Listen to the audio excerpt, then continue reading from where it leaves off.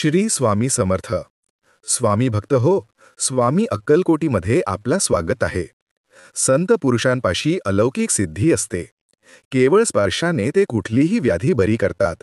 ही सिद्धी आपल्याला चमत्कार वाटते, पण खरे तर हे एक विज्ञान आहे, जे आपल्याला भक्तीनेच कळेल. तर सुरू करूया आजचा प्रवचन. नित्य स्वामी दर्शन दिवस 25वा.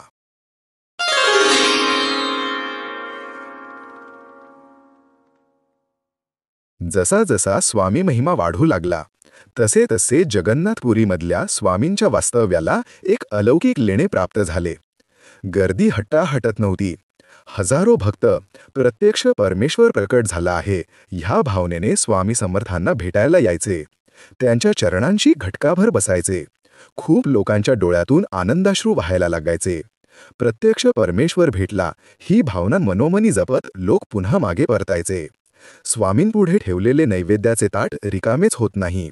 ह्या चमत्कारामुळे लोक ते पाहत खूप वेळ उभे राहायचे.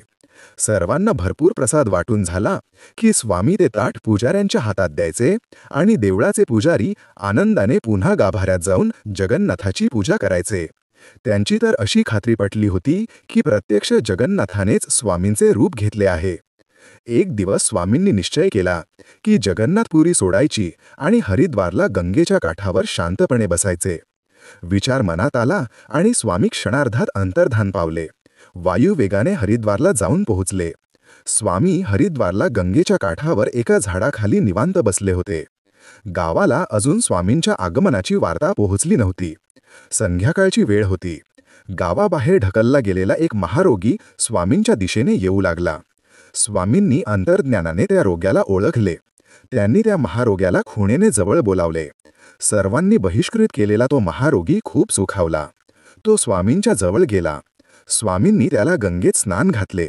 त्याच्या शरीराला स्पर्श केला आणि काय आश्चर्य, त्याचा महारोग संपुष्टात आला. तो पुन्हा माणसात आला. त्याला खूप आनंद झाला. त्याने स्वामींचे पाय घट्ट पकडले. स्वामींना तो शरण गेला. ही बातमी गावात कळली आणि झुंडीच्या झुंडी स्वामींच्या दिशेने झेपावू लागल्या. स्वामींचा उदो उदो होऊ लागला. प्रत्यक्ष परमेश्वर प्रकट झाला आहे अशी वार्ता सर्वत्र पसरली. भिऊ नकोस, मी तुझ्या पाठीशी आहे. संत पुरुषांपाशी अलौकिक सिद्धी असते. केवळ स्पर्शाने ते कुठलीही व्याधी बरी करतात.